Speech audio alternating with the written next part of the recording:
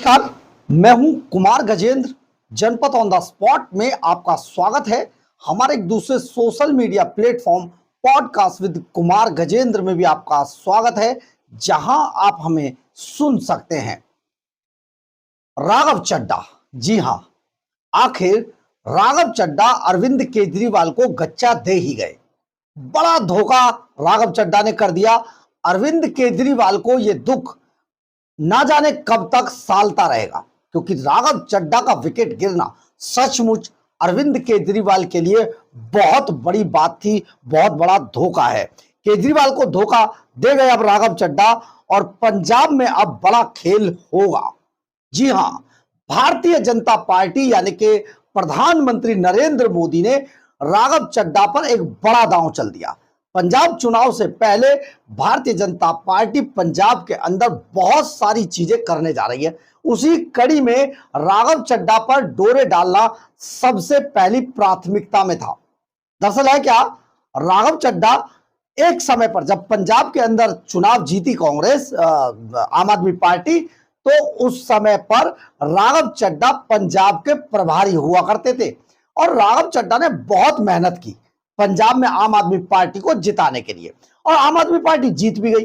लेकिन अरविंद केजरीवाल ने राघव चड्ढा को मुख्यमंत्री बनाने का जो झांसा दिया और काम कराया, उसके बाद मुख्यमंत्री कम से कम राघव चड्ढा को तो नहीं बनाया।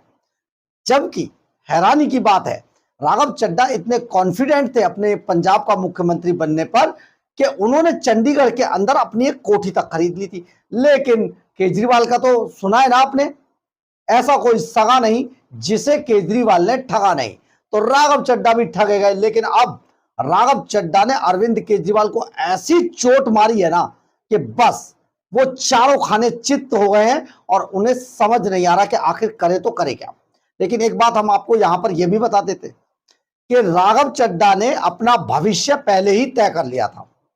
जब स्वाति मालीवाल पिटाई कांड हुआ ना दिल्ली के अंदर, उस वक्त से और इससे पहले से भी जब राघव चड्ढा को केजरीवाल ने धोखा दिया, मुख्यमंत्री ना बनाकर भगवंत मान को बना दिया, तो उसके बाद से ही राघव चड्ढा ने ये दिमाग में रख लिया था कि अरविंद केजरीवाल को ऐसी जगह पर ले जाके मारेंगे जहां उसे पानी नसीब नहीं होगा।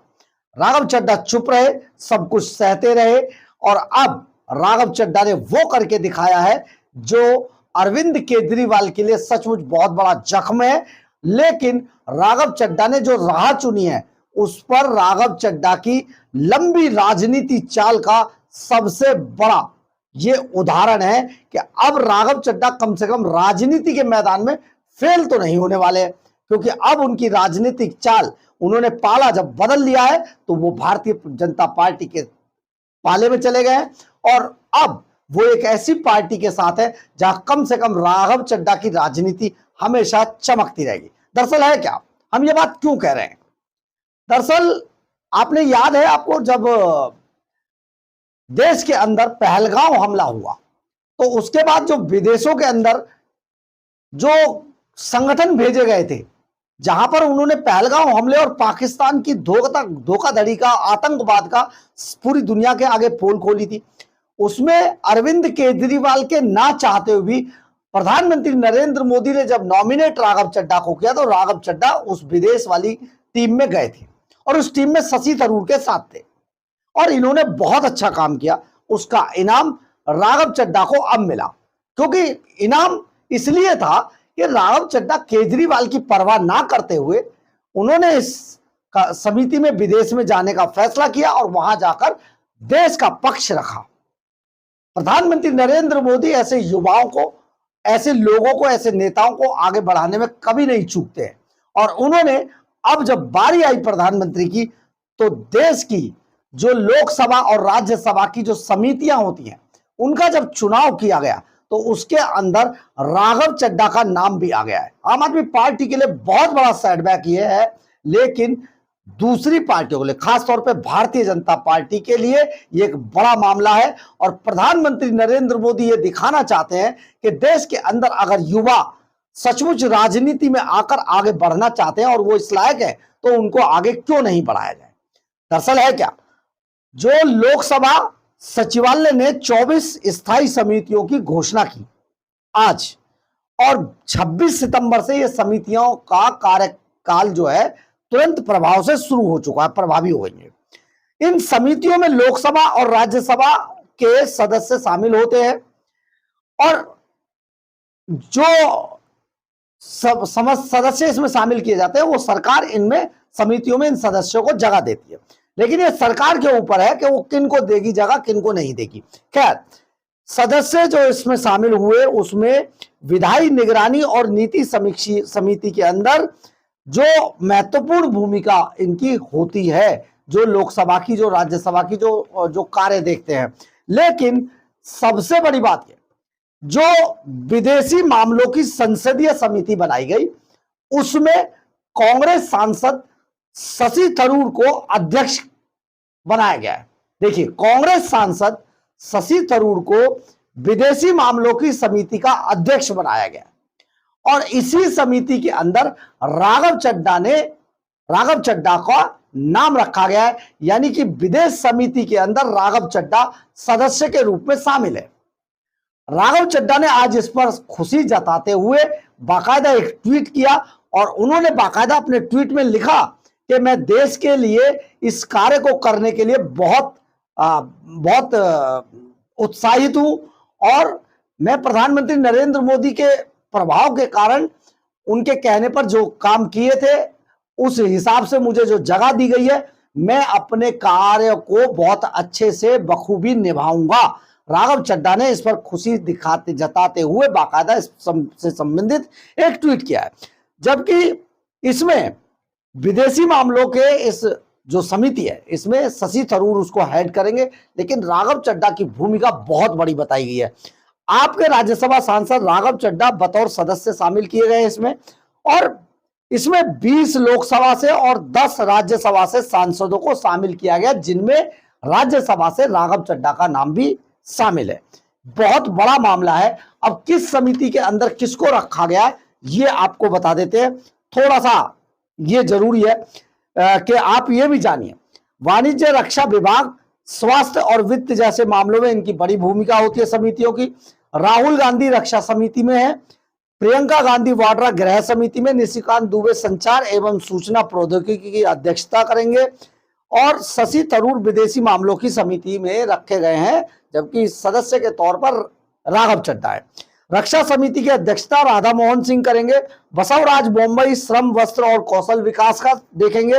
वैजंती पांडा दिवाला और दिवालियापन संहिता संशोधन। तेजस्वी सूर्या जन विश्वास प्राविधानों का संशोधन। विधायी समिति का नेतृत्व करेंगे और वित्त समिति की अध्यक्षता भार्तृहरि महताब करेंगे।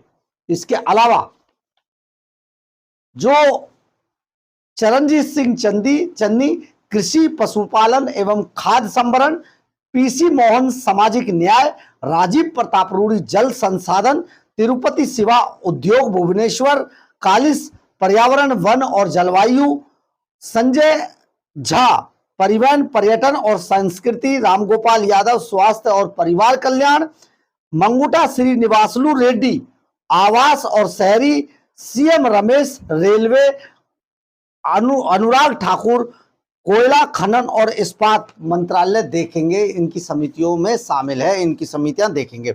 ये एक बड़ा मामला है, परंतु आज सबसे बड़ा मामला उस राघव चड्ढा को लेकर हुआ, जो राघव चड्ढा हर समय पर भारतीय जनता पार्टी और सरकार को लेकर राज्यसभा में बड़े मुखर रहा करते थे। लेकिन हम बार बार आपको ये बात बता रहे थे कि राघव चड्ढा बहुत बड़े घर का भेदी लंका ढाए साबित होंगे। अब हम ये बात क्यों कह रहे हैं कि बहुत बड़े घर का भेदी लंका ढाए साबित होंगे? अगर राघव चड्ढा किसी भी तरीके से प्रधानमंत्री नरेंद्र मोदी और भारतीय जनता पार्टी के करीब जाते हैं, जैसा कि अब ये हो गया है, तो उससे कहीं ना कहीं अरविंद केजरीवाल की बहुत सारी वो जो सीक्रेट चीजें थी वो निकलकर सामने आ जाएंगी। अरविंद केजरीवाल को जिस वक्त भी चाहेंगे सरकार या भारतीय जनता पार्टी उनको एक्सपोज कर देगी, क्योंकि बहुत सारे अरविंद केजरीवाल के काले कारनामे राघव चड्ढा के दिल के अंदर दफन है। और राघव चड्ढा को इसीलिए ना तो अरविंद केजरीवाल छेड़ रहे हैं, और ना राघव चड्ढा अरविंद केजरीवाल को किसी तरीके की टशन दे रहे हैं। क्योंकि आपने पिछले दिनों देखा होगा, जब पंजाब के प्रभारी बनाने की बात आई तो एक मीटिंग अरविंद केजरीवाल के घर पर बुलाई गई होती, जो कि फिरोजशाह रोड पर रहते। अब यहां पर जब राघव चड्ढा दौड़ते हुए पहुंचे, तो जब जा रहे थे दौड़ते हुए तब बड़े एक्साइटेड थे, लेकिन जब राघव चड्ढा वापस आए तो हाथ मलते हुए चुपचाप निकल गए, क्योंकि राघव चड्ढा को खाली हाथ यहां से लौटना पड़ा था। अरविंद केजरीवाल सारी चीजें कर सकता है, लेकिन अरविंद केजरीवाल कभी भी अपने दुश्मनों को नहीं भूलते, क्योंकि अरविंद केजरीवाल वो व्यक्ति है जिन्होंने हर उस डाल को काटा है, हर उस सीढ़ी के पायदान को काटा है जिससे होते हुए चढ़कर अरविंद केजरीवाल ने सत्ता के सिंहासन की सीढ़ियां चढ़ी थी। यानी कि जितने भी पायदान अरविंद केजरीवाल पार करते गए राजनीति के अंदर, उन सभी सीढ़ियों को खोदते चले गए, बल्कि खोदते नहीं कह सकते, तोड़ते चले गए। और केजरीवाल जब सिंहासन पर पहुंच गए, उसके बाद उन सीढ़ियों का नेस्तनाबूद कर दिया गया, ताकि और कोई केजरीवाल के बराबर में आने की कोई जुर्रत ना कर सके। राघव चड्ढा का लेकिन कुछ पारिवारिक कनेक्शन भी था। हम यहां पर आपको बहुत सारी चीजें नहीं कह रहे, इसी कारण राघव चड्ढा बहुत तेजी से अरविंद केजरीवाल के बड़े खासम खास बने। लेकिन बाद में राघव चड्ढा और अरविंद केजरीवाल की राहें अलग हो गई, और आज स्थिति यह है कि राघव चड्ढा आम आदमी पार्टी के राज्यसभा सांसद रहते हुए भी बिल्कुल वो खाली हाथ बैठे हुए हैं, और उनके पास आम आदमी पार्टी का कोई काम नहीं है। ऐसे में फिल्म इंडस्ट्री जहां से उनकी पत्नी आती है, उसका उन्होंने फायदा उठाया, उसका इस्तेमाल किया, और राघव चड्ढा आज भारतीय जनता पार्टी की सरकार, जो प्रधानमंत्री नरेंद्र मोदी की सरकार है, उसके बहुत करीब पहुंच गए। उनको मनचाहा बंगला मिलना, उनको विदेश में जो अभी हुआ था पहलगांव हमला, उस पर अपनी बात रखने के लिए भेजना, और अब उन्हें शशि थरूर के साथ विदेशी मामलों की समिति में एडजस्ट करना, यह संकेत है इस बात का कि कहीं ना कहीं कुछ पक तो रहा है। परंतु सबसे बड़ी बात है, अगर यह कुछ पक रहा है तो अरविंद केजरीवाल का खेल बहुत जल्दी खत्म होने वाला है, क्योंकि आपने ये सुना तो होगा, घर का भेदी लंका ढाए। बहरहाल, अगर आपको हमारी ये खबर अच्छी लगे तो आप इसे लाइक, सब्सक्राइब और शेयर जरूर करें। कमेंट्स बॉक्स में अपनी राय जरूर लिखें, इससे हमें बहुत बहुत बहुत ऊर्जा मिलती है। जय हिंद, जय भारत।